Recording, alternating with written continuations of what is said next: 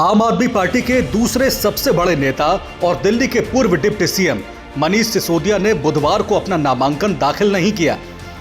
हालांकि ऐसी खबरें थी कि मनीष सिसोदिया अपना नामांकन बुधवार को दाखिल कर सकते हैं। आपको बता दें कि विधानसभा चुनाव में इस बार नई दिल्ली के बाद दूसरी सबसे बड़ी हॉट सीट जंगपुरा बनी हुई है, क्योंकि जंगपुरा विधानसभा सीट से आम आदमी पार्टी की ओर से पूर्व उप मुख्यमंत्री मनीष सिसोदिया चुनाव लड़ रहे हैं।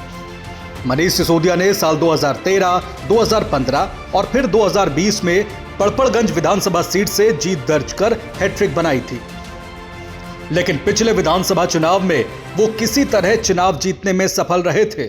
यही कारण है कि पार्टी ने उनकी सीट बदलकर जंगपुरा से उन्हें मैदान में उतारा है। अपने प्रचार के दौरान मनीष सिसोदिया ने बड़ा रोड शो निकाला और जन समर्थन मांगा। वहीं बीजेपी पर निशाना साधते हुए सिसोदिया ने कहा कि खराब कानून व्यवस्था के पीछे बीजेपी जिम्मेदार है। बीजेपी यहां कानून व्यवस्था नहीं संभाल पाई। करूंगा, पीछे दिखाएं, आगे दिखाएं, समर्थन ही समर्थन है। छतों पे लोग खड़े हैं, पूरा प्यार मोहब्बत सम्मान दे रहे हैं, मुझे मेरे अंदर एक विश्वास दे रहे हैं, आशीर्वाद दे रहे हैं। तो मेरे लिए तो बड़ा दिन है।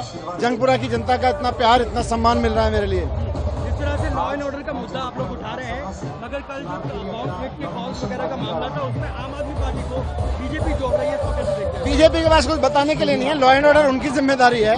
कहीं कोई एनजीओ, कहीं कोई व्यक्ति अगर कुछ कर रहा है तो वो क्या कर रहे थे? सो रहे थे या उनके साथ गलवैया लगा के कुछ पार्टी मना रहे थे? बीजेपी वाले कहाँ थे? कहाँ सो रहे थे तब तक? इसका मतलब कोई नूरा कुश्ती चल रही है ना। सारा कुछ प्लांटेड चल रहा है बच्चों के उस पे। Law and order, rape, chain snatching, ये सब बीजेपी वाले करवा रहे हैं। गैंगस्टर्स, ये बीजेपी वाले करवा रहे हैं। लोग यही तो कह रहे हैं कि यार तुम कह रहे हो केजरीवाल की जगह स्कूल हमको दे दो, बिजली हमको दे दो। स्कूल केजरीवाल जी ने इतने अच्छे कर दिए, बिजली इतनी अच्छी कर दी, अस्पताल इतने अच्छे कर दिए। आपसे लॉ एंड ऑर्डर तो संभाले नहीं गया बीजेपी वालों से। अब उनको स्कूल अस्पताल देकर और बर्बाद करवा लें। झुग्गी बस्ती का मामला उठाते हैं, क्लस्टरों का मामला उठाते हैं, बीजेपी हमेशा देश के गरीबों को लेकर। देखिए, भाजपा की परंपरा रही है कि झुग्गियां उजाड़ो और जमीन खाली करा के अपने दोस्तों को उनके लिए मॉल बनाने के लिए, उनके लिए उनके बड़ी बड़ी प्रॉपर्टीज बनाने के लिए दे दो। बीजेपी ने दिल्ली में बहुत ऐसे प्रयोग किए हैं कि रात को उनके नेता सोते थे और 4 दिन बाद बुलडोजर करके उनको गिरा देते थे। तो ये बीजेपी की वो रही है। आज भारतीय जनता पार्टी दिल्ली की झुग्गियों के लिए सबसे बड़ा खतरा है। अगर बीजेपी आ गई तो सारी झुग्गियां उजाड़ देगी। सबको नोटिस दिलवा रखे हैं उन्होंने। केजरीवाल जी हैं, हम ही लोग हैं जो झुग्गियों के टूटने पे बुलडोजर के सामने लेट जाते हैं कि टूटने नहीं देंगे। होम मिनिस्ट्री ने आपके और अरविंद केजरीवाल जी के खिलाफ पॉलिसी केस में ईडी को सैंक्शन कर दिया है। इनको ना स्कूल बनाने आते, ना अस्पताल बनाने आते। कोई काम करता है तो इसी तरह के पंगा करने आते हैं, करते रहे। कैसे देखते हैं सीटों को? इस बार सीटें जो आने वाली है बहुत अच्छे से बहुमत की, देखो ये पूरा आशीर्वाद है लोगों का, खूब बहुमत की सरकार बनेगी।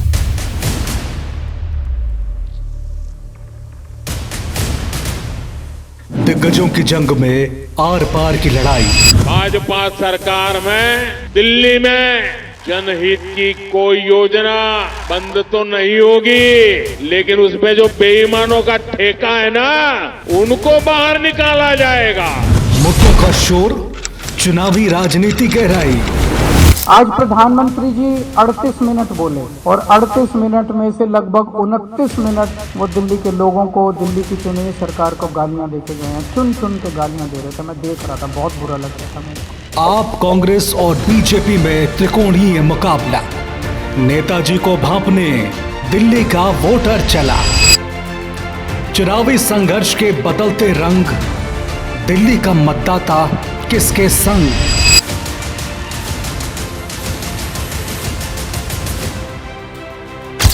कौन बनेगा दिल्ली की पहली पसंद? देखिए दिल्ली विधानसभा चुनाव की महा कवरेज। दिल्ली के दिल में कौन, सिर्फ जनहितैषी पर।